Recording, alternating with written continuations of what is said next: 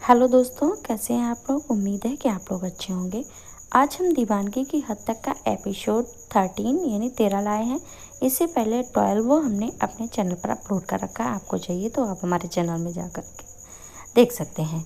Episode 12 में क्या होता है, राहत कैसे खुद को बचाती है, वंश उसके साथ क्या क्या हरकत करता है और राहत किस किस तरह से अपने को वहाँ से सेफ निकाल पाती है। इन सारी चीज़ों को देखने के लिए आप हमारे चैनल में जा कर के वीडियो में देख सकते हैं। चलिए अब हम एपिसोड 13 की बात करते हैं। एपिसोड 13 में क्या होता है। एपिसोड 13 का प्रारंभ राहत के अपार्टमेंट से होता है।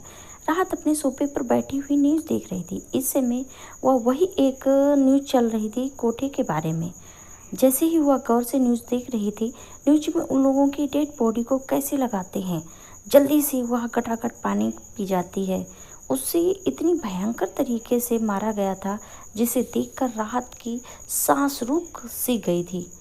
वह अपनी आंखें बड़ी बड़ी करके, आखिर कैसे इन सभी को कोई मार सकता है, वह भी इतनी बेरहमी से। मतलब सच में कोई और कैसे इतना हार्टलेस पर्सन हो सकता है। और ऊपर से मुझे रात का भी कुछ याद नहीं है। और उस पागल से कुछ पूछा तो वह भी बता नहीं रहा है। पर एक बात थी यार, एक साया नजर आया था। पर वो साया कौन था क्या पता, शायद उसने ही यह सब किया हो। पर कौन हो सकता है। कहते हुए राहत साय के बारे में याद करने लगती है। उसने बस एक साय को देखा था, उसे जाना पहचाना लग रहा था। पर क्यों, यह उसे समझ नहीं आ रहा था। उसका चेहरा तो नहीं देखा था क्योंकि वो पूरी तरह से बेहोशी में चल रही थी। कल के बारे में याद करते करते उसके सर में दर्द होने लगता है, जिससे वही सोफे पर बैठ जाती है और अपने सर को दबाने लगती है। राहत अपने सर को दबाते हुए इरिटेटिंग वॉइस में, फक इट यार, पता नहीं कौन था वहाँ पर। इतना ज़रूर है कि कोई ऐसा है जिसे मैं बहुत अच्छी तरह से जानती हूँ, पर कौन हो सकता है। राहत सोचकर व्हाट द फक। एक बार याद आ जाए कौन, फिर उससे यह पूछ करके क्या वो मेरी मदद कर सकता है। सोचते सोचते राहत अपने ख्यालों में खोई हुई थी। तभी उसे किसी का कॉल आता है।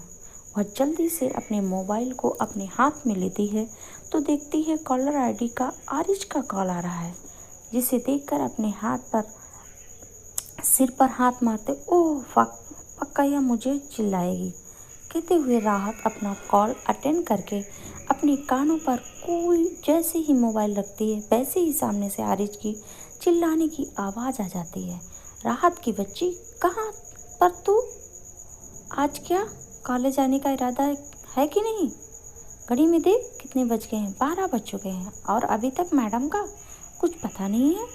तू कैसे बोल सकती है कि कल फ्रेशर पार्टी है और आज हमें शॉपिंग के लिए जाना है? आरिज की बात सुनकर राहत छोटे बच्चों की तरह मुंह बनाते हुए अपनी प्यार भरी आवाज़ से झूठ बोलते हुए, वह मेरा सर दर्द कर रहा था ना, इसकी वजह से मैं आ नहीं पाई, पर शाम को हम दोनों शॉपिंग पर पक्का चलेंगे। आरिज, जो अब तक चिल्ला रही थी, वह परेशानी भरी आवाज़ में, क्या हुआ राहत, बहुत सर में दर्द हो रहा है क्या? मैं जानूं तुझसे कैसे मिलूं, कहाँ पर मिलूं, मुझे एड्रेस सेंड कर दे। यह सुनकर राहत जल्दी से अपना सर ना में हिलाकर चिल्लाते, नहीं नहीं नहीं, मैं ठीक हूँ। मैं बिल्कुल ठीक हूँ, बस थोड़ा सा दर्द कर रहा था।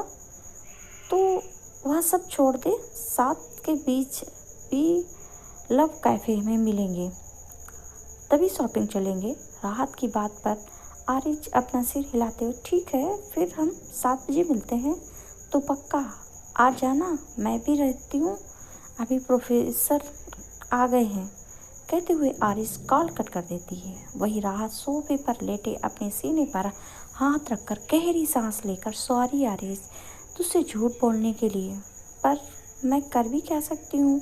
अगर तुझे सच बताया तो तू बहुत डर जाएगी, इसके लिए बेहतर यही है तुझे कुछ ना ही बताऊँ। वैसे भी तुम अपनी बहुत सारी परेशानियों में फंसी हुई हूँ और मेरी परेशानियाँ यह मैं ही हैंडल कर लूँगी।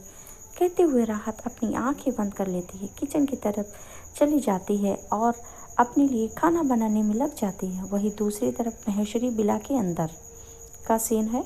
तेजपाल गुस्से में सोफे पर बैठा हुआ। इस समय उसके सामने दो बिजनेसमैन बैठे हुए थे। वहाँ का माहौल बहुत ही सीरियस था। पीछे खड़ा रवि, उसके भी चेहरे पर परेशानी देखी जा सकती थी। तेजपाल गुस्से भरी आवाज में उन दोनों बिजनेसमैन को चिल्लाते हुए, तुम दोनों को एक काम दिया था, वह भी तुम दोनों से नहीं होता। तुम दोनों जानते हो ना कितना बड़ा लॉस हो चुका है। पता नहीं कल क्या होगा। कोई भी अपना मुंह खोलने को तैयार नहीं है। ऊपर से पूरी 50 लड़कियां गायब हैं। अब बची हुई सिर्फ औरतें हैं। अपने आप कैसे बिजनेस चलाएंगे? अब क्या तुम दोनों बैठाओगे वहाँ पर काम करने के लिए? यह सुनकर उसमें से एक बिजनेसमैन अपनी परेशानी भरी आवाज़ में, हमें भी कुछ पता नहीं है। सारे सीसीटीवी कैमरे बंद हो चुके हैं। बस इतना पता है 8 बजे से पहले 3 लोग आए थे। इसके बाद सारे कैमरे बंद हो चुके थे। यह सुनकर तेजपाल गुस्से में पागल होकर, 100 से ज़्यादा आदमी और 3 लोग? अब तुम क्या करना चाहते हो? यह 3 लोगों ने किया है? यह सुनकर रवि कुछ सोचते हुए, नहीं बॉस, 3 नहीं, मतलब एक जिसे कैमरे में हमने सपोर्ट किया था, वह अक्सर काली के साथ मिलते हुए देखा और बाकी 2 नए। पर एक बात अलग थी, उन दोनों के पीछे एक ब्लैक कपड़े पहने हुए शख्स था जो शायद उन दोनों के पीछे था और उन दोनों को पता ही नहीं था। अब यह नहीं पता था कि उस विला के अंदर क्या हुआ है। यह सुनकर तेजपाल के हाथों में जो ड्रिंक का ग्लास था वह जमीन पर पटक दिया, जिससे वह ग्लास चकनाचूर हो गया। इस समय वह गुस्से में आग बबूला हो गया था। तभी वहाँ पर केविन भी आ चुका था। वह तेजपाल को इतने गुस्से में देखकर पूरी तरह से हैरान हो जाता है, क्योंकि उसे साफ साफ कल देखा था कि उसका बाप शाम को गुस्से से वहाँ से गया था। वही केविन के पीछे पीछे मोना भी आ चुकी थी। मोना के चेहरे पर बिल्कुल भी कल के इंसिडेंट के बाद शर्म नहीं थी। वह आराम से एक साथ सीढ़ी से नीचे उतरी जा रही थी। मोना केविन के साइड में खड़ी हो जाती है। वही केविन मोना को देखकर कुछ सोचते हुए अपने चेहरे पर तिरछी मुस्कुराहट लाकर अपनी गर्दन टेढ़ी कर, गुड मॉर्निंग मेरी नई माँ। क्या हुआ? लगता है तुम्हारे बॉयफ्रेंड ने तुम्हें कॉल नहीं किया। कहीं वह मर तो नहीं गया है ना? क्या है ना, मेरे बाप ना थोड़ी टेढ़ी चीज़ हैं। अगर उसके रास्ते में कोई आए तो साफ करना उन्हें बहुत अच्छी तरह से आता है। ज़रा देखो कहीं जिंदा है कि नहीं। केविन की इस बात पर मोना उसे देखने लगती है तो केविन अपनी मासूम सी शक्ल बनाकर उसे ताना मारते हुए, मैं तो इसके लिए कह रहा था, तुम्हें कोई नया ढूंढने को मिल जाएगा। वैसे भी एक के साथ तुम रहने वाले तो हो नहीं, इसीलिए तुम्हारे लिए कह रहा हूँ। बाकी मैं बंदा बहुत सीधा सादा लड़का हूँ। केविन की इस बात पर मोना एक नज़र तेजपाल को देखती हुई, जिसके चेहरे पर गुस्से साफ साफ दिख रहा था, फिर उसकी तरफ देखकर अजीब सी मुस्कुराहट लिए, क्यों ना उसकी जगह तुम पूरी करो, मुझे कोई प्रॉब्लम नहीं है। केविन मोना की बात पर अपने चेहरे पर ठंडा एक्सप्रेशन लगा, क्यों नहीं, एक काम करो, तुम्हारी कल ही शादी हुई है तो आज ही तुम्हें कबर पर लिटा दूँ। अच्छा रहेगा ना माँ? याद रहे अपनी औकात में रहो। तुम्हारी इतनी औकात नहीं है कि तुम्हें केविन महेश्वरी हाथ लगाए, और वैसे भी मुझे गंदी चीज़ों को हाथ लगाना बिल्कुल भी पसंद नहीं है, यू नो। फिर उसके नज़दीक जाकर उसके कान में मुस्कुराते हुए, गो टू हेल फकिंग विच, कहते हुए केविन मोना को मिडिल फिंगर दिखाकर एक आंख मारकर वहाँ से मुस्कुरा कर चला जाता है। वही मोना केविन के ऐसे करने से कुछ गुस्से में बौखला जाती है। वह कुछ सोचकर तेजपाल की तरफ बढ़ जाती है, जो गुस्से में पहले से ही पागल हो चुका था। मोना जैसे ही तेजपाल के नज़दीक आ जाती है तो तेजपाल अपने हाथ को में पकड़ी ड्रिंक की बोतल को मिला के सामने फेंक देता है, जिससे मोना साइड में हो जाती है, जिससे 1 इंच की गैप पर वह बोतल टूट जाती है। अगर मोना साइड में नहीं होती तो शायद वह बोतल मोना के चेहरे पर लग जाती। मोना तेजपाल के ऐसे करने से पहले तो गुस्सा होती है, फिर खुद को जैसे जैसे शांत करके उसके पास आ जाती है, जिससे तेजपाल और भी भड़क जाता है। वह गुस्से भरी आवाज़ में, यू बिच, लगता है अब तुम्हारी कोई गर्मी पूरी करने के लिए नहीं रह गया जो मेरे पास आ गई हो? निकलो यहाँ से।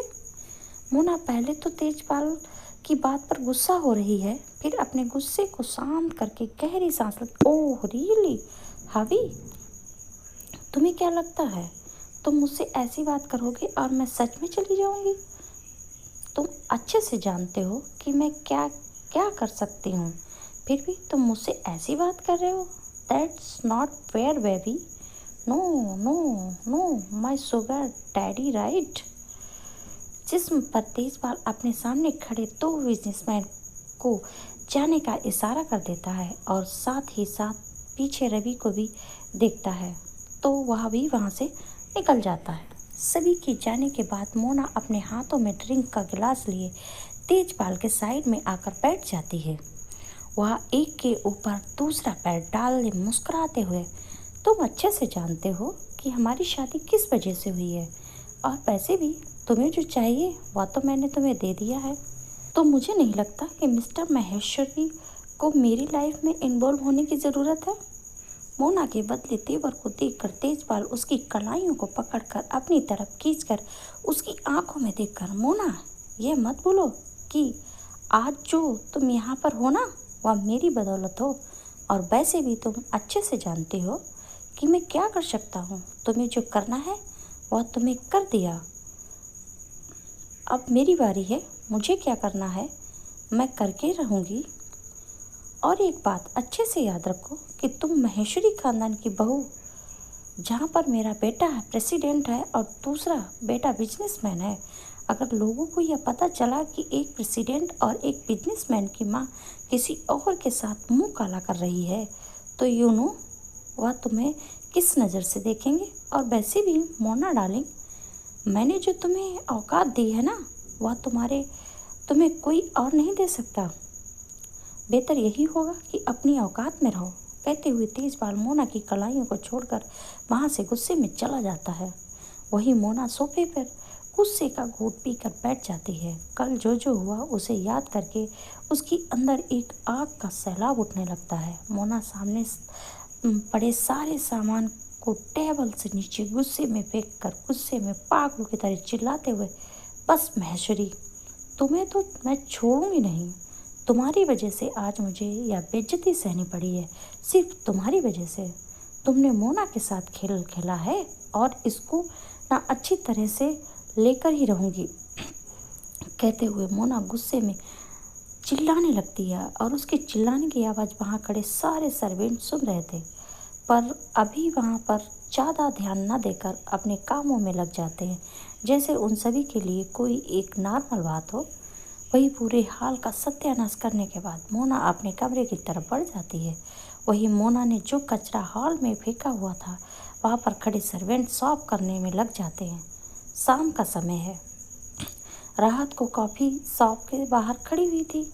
इस समय उसने ब्लू जीन्स, वाइट नेकर, cover, full hand pick T-shirt पहना हुआ था। एक साइड में बैग डाले हुई थी और अपनी पोनीटेल बनाई हुई थी।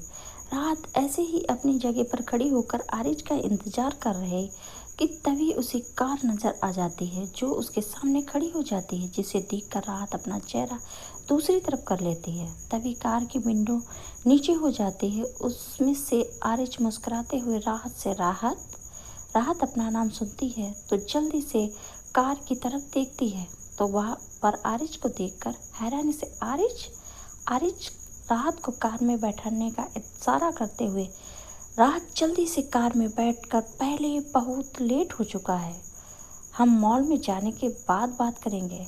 आरिज की बात सुनकर राहत अपना सर हाँ में हिलाकर कार में बैठ जाती है। इस समय आरिज कार चला रहे थे और उसकी साइड में बैठी राहत थे। राहत कार को देखकर, यह कार किसकी है? आरिज मुस्कुराते हुए, मेरे भाई की, उसको पापा ने गिफ्ट किया था तो मैंने आज उससे मांग ली। यह सुनकर राहत अपना सिर हाँ में हिला देती है।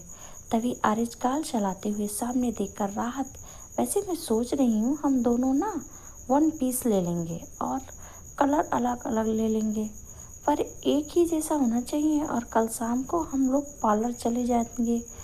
तुम मुझे 4 बजे मिल उसके बाद हम दोनों डिसाइड करेंगे कि कहाँ कैसे रहेंगे, क्योंकि प्रेशर पार्टी 7 बजे से स्टार्ट होने वाली है। आरिज की बात सुनकर राहत अपना सर हाँ में हिला देती है। वह सोचते हुए आज प्रोफेशन में क्या सिखाया, कुछ इम्पैक्ट बताया होगा। आरिज अपनी सर ना में हिलाते हुए, कुछ ज़्यादा नहीं, बस अभी प्रेशर पार्टी के बाद स्पोर्ट स्टार्ट होने वाला है, तो कॉलेज में वही चल रहा है। मैं तुम्हें पता है, तुम जिस लड़के से टकराए थे ना, वंश बास्केटबॉल का कैप्टन है। आज ही पता चला मुझे। फ्रेशर पार्टी के 2 दिन के बाद बास्केटबॉल मैच है ना हमारे कॉलेज की। यह सुनकर राहत अपनी आंखें हैरानी से बड़ी बड़ी करके, क्यों, वह साइको बास्केटबॉल की टीम का कैप्टन है? आरिज ना समझी में एक बार राहत को देखती है, फिर सामने देखकर, साइको, तुम किसकी बात कर रही हो? सच में राहत, कॉलेज लड़कियां पागल हैं उसके पीछे, और तुम उसको साइको कह रही हो? अब तुम जब ना उससे बास्केटबॉल खेलते हुए देखोगी ना, तो खुद ही समझ जाओगी कि वह कॉलेज हक क्यों है, क्योंकि लड़कियां पागल है उसके पीछे। तुम्हें पता है 2 दिन से वह अभी कॉलेज नहीं आ रहा है, तो लड़कियां पागलों की तरह उसके बारे में न्यूज का निकाल रही हैं कि वह कहाँ है, क्या कर रहा है। सच में अगर तुम सोचो कि ऐसे कॉलेज में ऐसी ऐसी लड़कियां हैं जो उस पर फिदा है। ये कहते हुए अरे जोर जोर से हंसने लगती है। वही राहत उसकी बात पर कुछ भी नहीं कहती है। वह शांत होकर सामने देख रही थी। वह सामने देखकर अपने मन में, पता नहीं राहत तू कहाँ फंस गई। अगर मैं आरिज को कुछ बता दिया तो उसे भी भरोसा नहीं होगा, और भरोसा भी हो गया तो वह और बड़ी प्रॉब्लम में फंस जाएगी। वैसे भी पता नहीं वह साइको क्या क्या करेगा। और अब तो मुझे कॉलेज की लड़कियों से भी बच कर रहना होगा। बस कल कैसे भी करके हॉस्टल में जाकर इन्फॉर्मेशन निकाल लेते हैं और यहाँ से निकलने की सोचते हैं, यही बेहतर रहेगा हमारे लिए। कहते हुए राहत अपने मन ही मन में बात करने में लग जाती है। देखते देखते वह दोनों मॉल में आ जाते हैं। मॉल में जैसे ही दोनों आते हैं तो पूरी तरह से हैरान हो जाती हैं, क्योंकि वहाँ पर उसे कोई भी मेल स्टाफ भी नज़र नहीं आता है। सभी फीमेल आते हैं जो उसे मुस्कुराते हुए देख रहे हैं। यह देखकर राहत अजीब सा मुंह बनाकर आरिज के कान में धीरे से, आरिज सच सच बता, तू किस फैमिली से बिलोंग करती है? कहीं तू गैंगस्टर माफिया फैमिली से तो नहीं बिलोंग करती है? राहत ऐसी अजीब सी बात सुनकर आरिज राहत के कंधों पर मार कर, तू पागल पागल पागल तो हो गई है क्या, जो ऐसी फैमिली से बिलोंग करेगी? मेरा तो बाप एक कंपनी का मालिक है, वह भी अच्छी खासी चलती है। तुझे कौन से एंगल से लग रहा है कि मैं गैंगस्टर या माफिया फैमिली से बिलोंग करूँगी? आरिज बात सुन कर रह गई सामने देखते हुए। तो फिर इन लोगों को कोई अलग ही चक्कर चालू है। लगता है इन लोगों ने हमें गलत समझ लिया, या हम इन्हें गलत समझ रहे हैं। मामला कुछ समझ नहीं आ रहा है। यहाँ पर तो कोई लड़का भी नहीं दिख रहा है, सारी लड़कियाँ हैं और वह सभी हमें ही देख रही हैं जैसे हम कोई प्रिंसेस हो। आरिज राहत की बात सुनकर राहत को ऊपर से नीचे तक देख, मेरा तो पता नहीं, पर तुझे देखकर कोई कह सकता है। यह सुनकर राहत मुंह बोल खोले खुद की तरफ देखकर अपनी टी शर्ट में अपने हाथ को पकड़कर, इसे मैं चोर बाजार से लिया है, 150 का लिया है, और यह जीन्स 400 की होगी। तुझे किस एंगल से मैं प्रिंसेस लग रही हूँ? राहत की बात सुन के आरिज मुँह बनाते हुए, तो मैं कौन से अमीरों के घर की मालकिन हूँ? तेरे जैसा मेरा हाल है। 200 का टी शर्ट, 400 की जीन्स मैंने भी ली है। कहते हुए आरिज राहत को देखने लगती है। दोनों एक दूसरे को देखकर जोर जोर से हंसने लगते हैं। तभी एक फीमेल स्टाफ उन दोनों की तरफ आकर उन दोनों को ग्रीट करके, मैम क्या बता सकती हैं, आपको क्या चाहिए? आरिज मुस्कुराते, हम दोनों को फ्रेशर पार्टी के लिए कुछ गाउन चाहिए जो ज़्यादा हैवी ना हो और ज़्यादा ओवर डिजाइनर ना हो। आरिज की बात सुनकर वह फीमेल स्टाफ अपना सर हिलाकर राहत को देखती है, जो मॉल देख रही थी। इस समय मॉल में बहुत ही कम लोग थे। अगर देखा जाए तो कम से भी बहुत ही कम थे, जिसे राहत बहुत बड़ी हैरानी से देख रही। राहत चारों तरफ देखते हुए इस फीमेल स्टाफ से, आज हॉलीडे है क्या? क्या मतलब यहाँ पर कोई दिख नहीं रहा है? राहत की इस बात पर जवाब फीमेल मैनेजर मुस्कुराते, मैम ऐसे सब कुछ नहीं है, बस कुछ काम की वजह से मॉल को कुछ वक्त के लिए खाली रखा गया है। ओह, तो फिर हमें भी बाद में आना चाहिए, कहते हुए राहत उस फीमेल मैनेजर की तरफ देखती है। राहत की बात पर फीमेल जल्दी से अपना सर ना में हिलाते हुए, नहीं मैम ऐसी कोई बात नहीं है, आप आ सकती हैं, वैसे भी हमारा ऑलमोस्ट काम हो चुका है। आरिज राहत के कंधे पर हल्का सा मारकर, अब मेरे सवालों की पोटली मुंह बंद करो, जल्दी से हम लोग शॉपिंग कर लेते हैं, वैसे भी बहुत सारा काम बाकी है और तुझे पता है मेरे पास बिल्कुल भी वक्त नहीं है, चल जल्दी से। इस पर राहत अपना सर हिला देती है, आरिज के साथ फीमेल क्लॉथ सेंटर की तरफ चली जाती है, जहाँ पर उसे बहुत सारे गाउन मिलते हैं। वह एक एक करके देखने लगती है। अभी एक फीमेल स्टाफ राहत के सामने एक गाउन को आगे करके, मिस आप इसे एक बार ट्राई कर लीजिए, या इसके ऊपर बहुत ही अच्छा लगेगा। फीमेल स्टाफ की बात सुनकर आरिज भी उस गाउन को देखने लगती है, जो बहुत ही खूबसूरत था। वह हाथ के कंधे पर रखकर, हाँ राहत एक बार ट्राई कर ले, बहुत अच्छा है, तेरे ऊपर बहुत अच्छा लगेगा। राहत उन दोनों की बात सुनकर अपना सिर हिला देती है और उस गाउन को अपने हाथों में ले लेती है, जिससे वह फीमेल स्टाफ एक गहरी सांस लेती है, जैसे उसने एक बड़ा काम कर लिया हो, और वह एक नज़र ट्रायल रूम को देखती है। तभी उसके कानों में राहत की आवाज़ सुनाई देती है, क्या आप मुझे बता सकती हैं ट्रायल रूम कहाँ है? यह सुनकर फीमेल स्टाफ जल्दी से ट्रायल रूम की तरफ इशारा करके, यह लेफ्ट साइड वाला डाल रहे हैं, आप यहाँ जाकर ट्राई कर सकती हैं। यह सुनकर राहत गाउन को लाकर ट्रायल रूम की तरफ चली जाती है। वहीं पर वह फीमेल स्टाफ दूसरे सीवेंट स्टाफ कुछ इशारा कर देती है, जिससे वह अपना सर हिला देती है। वह दूसरी फीमेल स्टाफ आरिज के हाथों में एक गाउन देखकर, मैम आप इसे ट्राई कीजिए, यह बहुत अच्छा है, ये आपको बहुत अच्छा लगेगा। यह सुनकर आरिज अपना सर हिला देती है और उस वन पीस को लेकर राहत जिसे ट्राई कर गई थी उस रूम में देखने जाती है। तभी दूसरी वाली फीमेल स्टाफ, मैम आप एक काम कर दीजिए, हमारा दूसरा ट्रायल रूम जहाँ से कॉर्नर सेट पर है, मैं आपको दिखाती हूँ, अब वहाँ जाकर ट्राई कर लीजिए। कहते हुए वह दोनों ही वहाँ से आरिज को अपने साथ ले जाती हैं। वह शॉप पूरी तरह से खाली हो चुकी थी। वही राहत ट्रायल रूम को एक नज़र देखते हुए फिर एक गहरी सांस लेकर उनको लिए अपने साथ ट्रायल रूम में चली जाती है। जैसे ही वह ट्रायल रूम में चली जाती है, उसे बहुत ही अजीब लगा, क्योंकि ट्रायल रूम बहुत ही बड़ा था और उसके बीचों बीच एक पर्दा लगा हुआ था। राहत ज़्यादा सोच में पड़ती है, कपड़े निकालने में लग जाती है।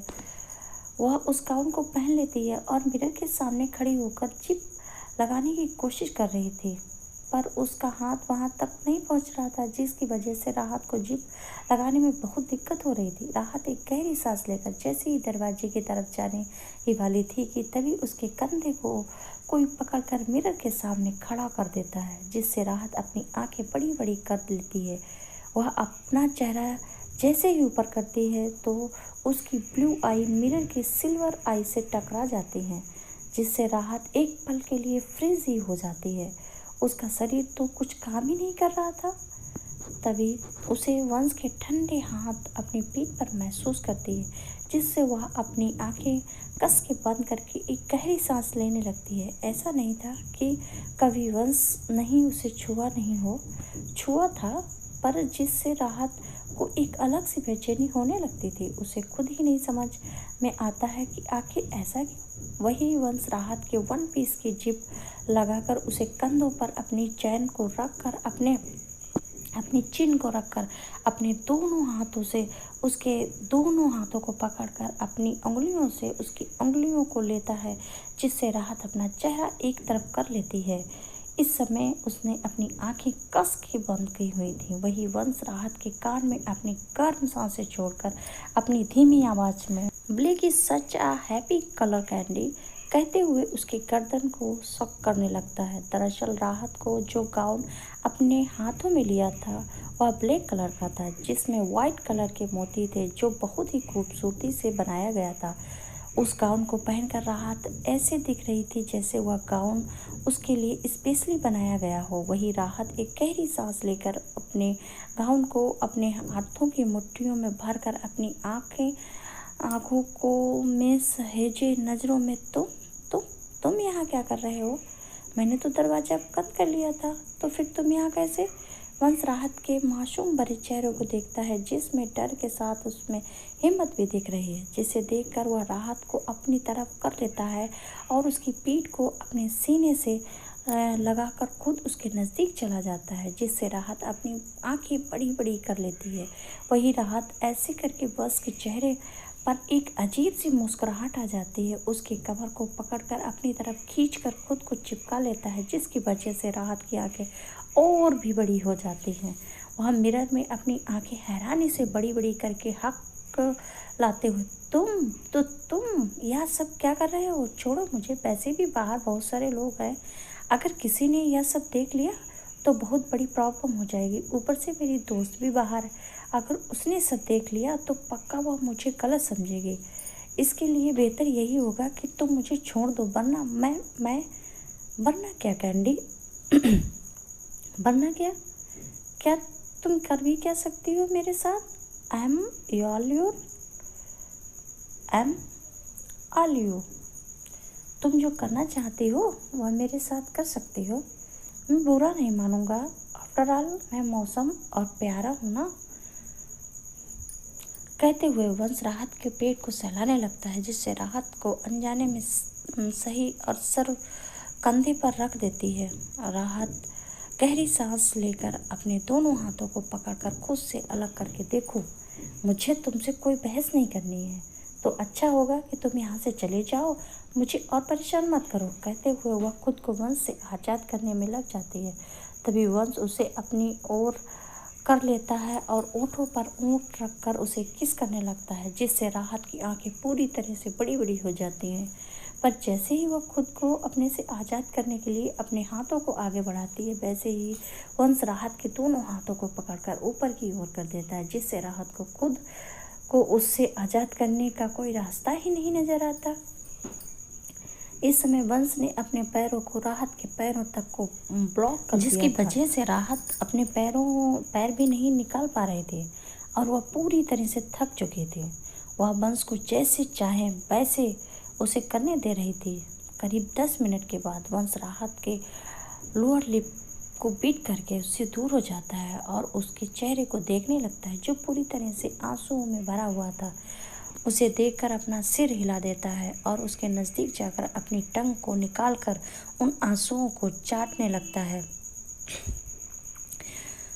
जिससे राहत के हाथों की मुट्ठियां बन जाती हैं, पर कुछ भी नहीं कर सकती थी। वह अपनी आंखें बंद करके गहरी गहरी सांसें लेने लगती है और रोने लगती है। वंश राहत के हाथों की मुट्ठियों को देखकर अपनी गर्दन टेढ़ी कर लेता, उसकी दोनों मुट्ठियों को अपने दोनों हाथों में पकड़कर ऊपर की ओर करके अपने ओंठों के नज़दीक लाकर उन दोनों को चूमकर राहत के चेहरे पर एक फूंक मारकर उसके कान में दिस ड्रेस कहते हुए वह वहाँ से चला जाता है। उसके जाने के बाद राहत एक गहरी सांस लेकर अपनी आंखें खोल लेती है। वह मिरर के सामने खड़ी होती है।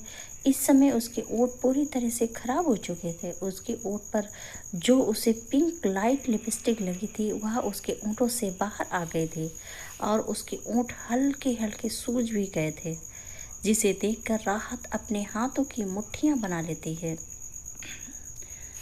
खुद को जैसे तैसे शांत करके जल्दी से अपने कपड़े पहनकर अपने चेहरे को मेकअप ओवर करने के बाहर आती है, तो देखती है वहाँ पर उसे कोई भी नज़र नहीं आता है, जिसे देखकर वह पूरी तरह से हैरान हो जाती है। चारों तरफ देखते हुए खुद से आखिर आरिश की बच्ची गई कहाँ? पर जो भी हो, अच्छा है वह यहाँ नहीं है। अगर उसने इस साइको को देखा होता तो पक्का सवालों की पूरी लिस्ट ही मेरे सामने कर देती।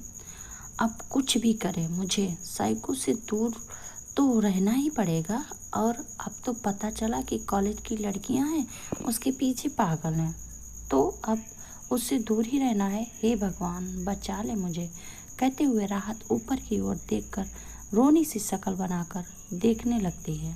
तभी वहाँ पर मैनेजर आ जाती है।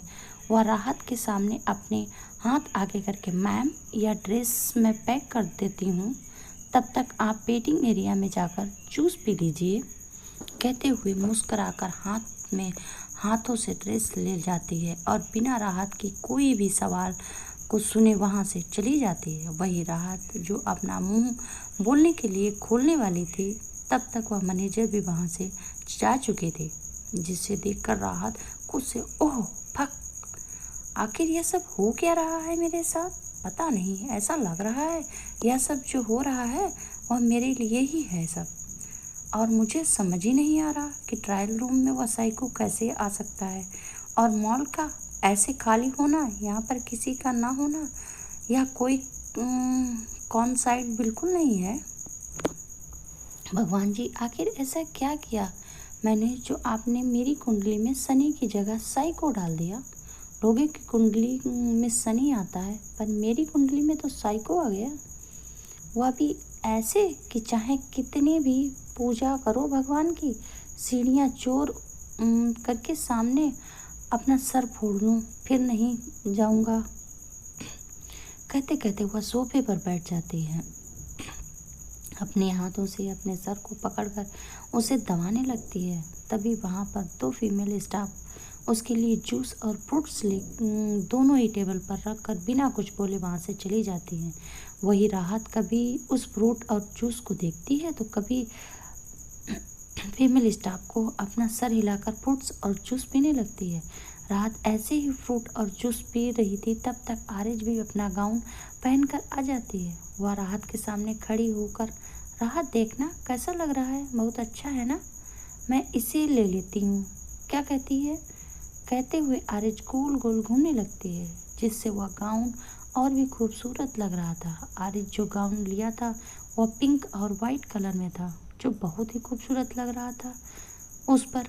वही राहत उसके गाउन को देखकर मुस्कुराते हुए, सच में यार बहुत ही खूबसूरत है, या तुझ पर बहुत ही अच्छा लगता है, एक काम कर तू इसे ले। तभी आरिज राहत को देखते हुए मुंह बनाकर, तेरा कहाँ पर है, तूने तो गाउन पहना था, फिर मुझे दिखाया क्यों नहीं। राहत आरिज की इस बात को सुनकर ट्रायल रूम में जो हुआ उसे याद करने लगती है। फिर जल्दी से अपना सिर हाँ में हिलाकर गहरी सांस लेकर मुस्कुराते हुए, वाह मुझे अच्छा लगा तो मैंने ले लिया, वैसे भी तू आई नहीं थी और वह इतना हैवी था कि लूज भी था, मैंने उसे फिटिंग करने के लिए भेज दिया है। राहत की इस बात को सुनकर आरिज अपना सिर हाँ हिला देती है। फिर खुद के गाउन को देखकर, इसे भी थोड़ी फिटिंग की ज़रूरत है, मैं भी अपना अकाउंट फिटिंग में दे देती हूँ, कहते हुए आरिज राहत के हाथों में जो फ्रूट का एक वाइट था उसी के हाथों में पकड़कर अपने मुंह के नज़दीक करके वह वाइट खाकर मुस्कुराते हुए उसे एक आंख मारकर वहाँ से चली जाती है। वही राहत भी आरिज की इस बात पर मुस्कुरा देती है, पर दोनों इस बात से अनजान कि कोई यह नज़ारा देखकर अपनी आंखों को ठंडा कर लेता है। वही वंश एक कोने में खड़ा रहा, देख ही रहा था। इस समय उसके हाथों में सिगरेट मौजूद थी।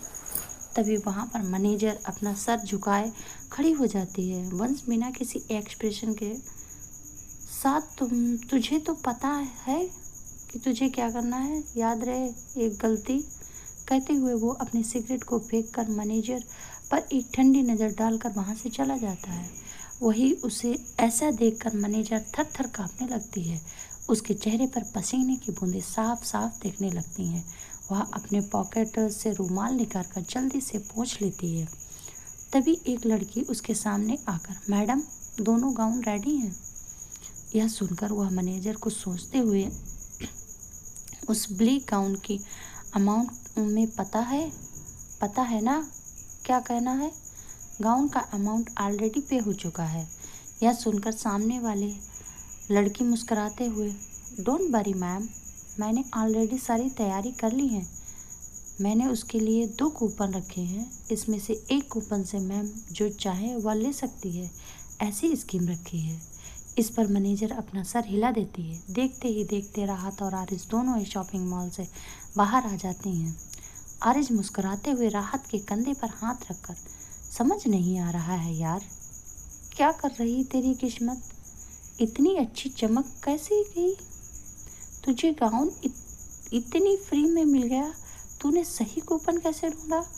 यह सुनकर राहत जो परेशानी भरी आवाज़ में, मुझे कुछ भी नहीं पता है, यह सब क्या हो रहा है, मेरा सर बहुत दर्द कर रहा है, चल कुछ खाते हैं फिर घर पर चलते हैं। आरिज राहत के चेहरे को देखकर, तेरे चेहरे पर ऐसे 12 क्यों बजे हैं, तुझे खुश होना चाहिए, तुझे फ्री में गाउन मिल गया। अब क्या तू यह चाहती है कि मॉल भी तुझे फ्री में दे दे। राहत छोटे बच्चों की तरह मुंह बनाते हुए, मुझे कुछ भी फ्री नहीं चाहिए, मुझे तो यह गाउन के पैसे देने थे।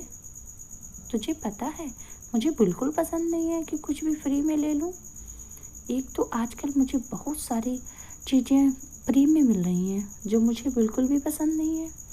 राहत फ्लोर में तो बोल गई, पर आरिज अपनी आंखें बड़ी बड़ी करके हैरानी से, आखिर मुझे भी तो पता चले कि तुझे ऐसी कौन सी चीज़ फ्री में मिल गई जिससे तेरे चेहरे पे 12 बजे हैं।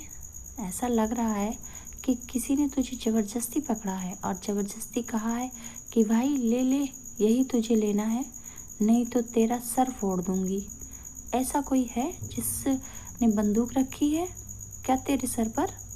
राहत जो सब कुछ फ्लोर में भूल गई थी, वह आरिज यह बात सुनकर परेशानी में आ जाती है। वह जल्दी से अपने नज़रें चुराते हुए मुस्करा कर, अरे मेरा मतलब है पापा मम्मा ऐसे गिफ्ट देते हैं ना जो जिसकी वजह से कुछ समझ नहीं आता है, और मैंने उन्हें कहा कि मैं अपने खुद के पैसे से ले लूँगी, फिर भी वह कुछ ना कुछ देते ही रहते हैं। कहते हुए वह चारों तरफ देखने लगती है। यह सुनकर आरिज छोटे बच्चों की तरह मुंह बनाते हुए, तेरा तो सही है, तेरी फैमिली वाले तुझे खासे गिफ्ट देते हैं और प्यार भी करते हैं, पर मेरा तो मुझे ही लेना पड़ता है, फैमिली वाले कोई पढ़े नहीं है ना। कहते कहते आरिज अपना सर राहत के कंधे पर रखकर रोनी से शक्ल बना लेती है। वही राहत आरिज की तरफ देखती है, जिसके चेहरे पर उसे साफ साफ उदासी देखने को मिलती है, जिसे देखकर उसे भी बहुत ही बुरा लगता है। राहत को सोचकर चारों तरफ देखने लगती है, तभी उसकी नज़र सामने कुछ बच्चों पर चली जाती है, तो वह उसका हाथ पकड़कर अपने साथ उन बच्चों की तरफ ले जाती है। वही आरिज राहत के ऐसे खींचने से पूरी तरह से हैरान हो जाती है। वह उसकी तरफ देखकर, राहत हम कहाँ जाते हैं, अब तुमसे कहाँ ले जा रही हो, चलो पहले ही बहुत लेट हो चुका है। राहत उन बच्चों के नज़दीक आरिज को लाकर उनकी तरफ इशारा करते हुए आंखों से, उन बच्चों को देख रही हो ना, कितने खुश हैं ना, उनके वहाँ कौन है, ना ही उनके पीछे ना ही इस दुनिया में, पता नहीं ना उनके फ्यूचर में क्या होगा। यह सुनकर आरिज कभी उन बच्चों को देखती तो कभी राहत को। वह न समझे में, मेरी और इसकी सिचुएशन में तो ज़मीन आसमान का फ़र्क है राहत, तो कैसे तू इसके साथ मेरी कंपैरिजन कर सकती है, वैसे भी इनकी तो फैमिली होगी ना, उनके साथ मेरा तो कोई नहीं है ना। यह सुनकर राहत आरिज की बात पर अपना सर हिला देती है। वही तो मैं कह रही हूँ कि हर किसी की ज़िंदगी में कुछ ना कुछ तो कमियाँ होती हैं, अगर उन कमियों के बारे में सोचते रहेंगे तो पूरी ज़िंदगी ऐसे ही उदासी में चली जाएगी। और वैसे भी प्यार नहीं करती तो छोड़ देना, बाकी तो लोग प्यार करते हैं ना। मैं हूँ, तेरा भाई है, कोई तेरे दोस्त के होंगे, आने वाला तेरा पति होगा, उसके बारे में सोच कर खुश हो। वैसे भी उदासियों का क्या, हर वक्त आती रहती हैं, इंसान वही जीता है जो खुशियों को ढूंढता है ना, उदासियों के बीच अपनी खुशियों में ऐसे हवाओं की तरफ जाने देता है। कहते हुए राहत वहाँ पर एक फ्रूट काउंटर की तरफ चली जाती है। करीब 15 मिनट के बाद अपने हाथों में 2 बॉक्स के लिए बाहर आ जाती है और उन बच्चों के हाथों में दे देती है, जिससे वह बच्चे बहुत ही खुश हो जाते हैं और सभी राहत को गले लगाकर वहाँ से मुस्कुरा कर चले जाते हैं। वही राहत भी उन बच्चों को देखकर उसे की आंखों में आंसू आ जाते हैं। तभी पीछे से आरिज राहत के कंधे को पकड़कर उसे अपने नज़दीक कर उसके कंधे पर अपना सिर रखकर, कोई था जो मुझे खुशी के बारे में बता रहा था, मुझे मोटिवेशन कर रहा था, पर अब लग रहा है कोई है जिसे खुद मोटिवेशन की ज़रूरत है, या आंखों में यमुना गंगा बहाने लगी। राहत अपने आंसुओं को पोंछकर अपनी लाल हुई नाक को खींचते हुए मुस्कुराकर, कुछ नहीं, बस यही सोच रही हूँ यार, इन सभी की ज़िंदगी कैसी होती, मेरी भी ज़िंदगी शायरी इन लोगों की जैसी ही होती अगर मुझे मम्मी पापा अडॉप्ट नहीं करते। राहत इस बात पर आरिज राहत को अपने साथ अपनी कार की तरफ ले जाते हुए, ऐसा कुछ नहीं होता है, कहते हैं नसीब में लिखा हुआ कोई नहीं बदल सकता, तो तेरे नसीब में कुछ लिखा होगा, तुझे फैमिली मिल गई और तुझे कुछ अच्छे काम भी किए होंगे जिसकी वजह से आज तू यहाँ पर है। कहते कहते वह दोनों ही कार में बैठ जाते हैं। दोनों पहले एक दूसरे को देखती हैं, फिर जोर जोर से हंसने लगती हैं। आरिज राहत के हाथ पर अपना हाथ रखकर, सच में हम दोनों की दोस्ती ना बहुत अलग हो चुकी है, कभी तू मुझे मोटिवेशन देती है तो कभी मैं तुझे मोटिवेशन करती हूँ, दोनों एक दूसरे को मोटिवेशन देने में लगे रहते हैं। एक काम क्यों नहीं करते, हम दोनों बिजनेस खोल लेते हैं मोटिवेशन करने का, हमारा तो पता नहीं, पर हमारी बातों से शायद दुनिया का भला पक्का हो जाए। कहते हुए जोर जोर से हंसने लगती हैं और राहत भी उसकी इस बातों पर जोर जोर से हंसने लगती। दोनों ही ऐसे ही बातें करते करते वहाँ से चले जाते हैं। वही राहत और आरिज के जाने के बाद एक साया ब्लैक कपड़े पहन बाहर आ जाता है। वह अपने मोबाइल को ऑन करके किसी को कॉल कर देता है। सामने वाले की बात सुनकर अपना सिर हाँ में हिलाकर कार के पीछे अपनी बाइक को ले लेता है। वही दूसरी तरफ गोडाउन में वंश एक चेयर पर बैठा हुआ था। उस समय उसने अपने आप को ब्लैक ड्रेसअप में कवर कर लिया था, यहाँ तक कि अपने चेहरे पर भी मास्क लगाया हुआ था। उसने आंखें बंद किए अपने सर को चेयर पर रखकर गुनगुना रहा था और उसकी गुनगुनाने की आवाज़ वहाँ पर एक अलग ही वाइब्रेशन कर रही थी, वह भी क्रीपी। वही सामने दो लोगों को अपने दोनों हाथ पीछे बांधे हुए घुटनों के बल बैठा हुआ था। साथ ही साथ उसकी आंखों पर ब्लैक कलर का कपड़ा भी पड़ा हुआ था। उसके चेहरे पर पसीना साफ साफ दिख रहा था। वंश अपनी आंखें खोलकर अपना सर चेयर पर ही रखे हुए गर्दन को टेढ़ी कर भस्मा की तरफ देखकर, आज तुम ही बताओ मुझे, मैं नहीं आ रहा कि लोगों को मेरे हाथों से मौत क्यों पसंद है? क्या सच में इतना अच्छा नाइट हूँ जो उसके हाथों की मौत सबको अच्छी लगती है? यह बात अलग है कि मेरी कैंडी को नाइट पसंद है, इसका मतलब या तो नहीं कि मैं दुनिया को भी पसंद आऊँ, या तो बहुत बुरी बात है, कैंडी को दुनिया से जलने लगेगी। It's good, it's not good, इसका तो कुछ करना ही पड़ेगा। कहते हुए जोर जोर से हंसने लगता है। आवाज़ सुनकर बैठे दो शख्स डर से कांप रहे थे। वंश अपने हाथों में पकड़ी हुई फेवरेट नाइफ को गोल गोल घुमाकर, जिससे बस माउस से 3 कदम की दूरी पर खड़ा हो जाता है। वही वंश उन दोनों को देखकर मुस्कुराते हुए प्ले सम गेम्स कहते हुए वंश एक नज़र सामने 2 आदमियों को देखता है, फिर भासमा की तरफ देखकर मुस्कुराने लगता है। वही भासमा वंश का इशारा समझकर अपना सर हिला देता है और अपने आदमियों को इशारा कर देता है। तो आदमी 2 आदमियों के हाथों को खोल देता है, साथ ही साथ आंखों पर लगी और काले कपड़े को भी, जिससे जो घुटने पर बैठे हुए थे आदमी वह वंश को देखने लगते हैं और अपनी दोनों आंखें खोल देता है। वही वंश उन दोनों आदमियों की तरफ देखकर मुस्कुराते हुए लेट्स प्ले द गेम, वह दोनों आदमी एक दूसरे को देखने लगते हैं।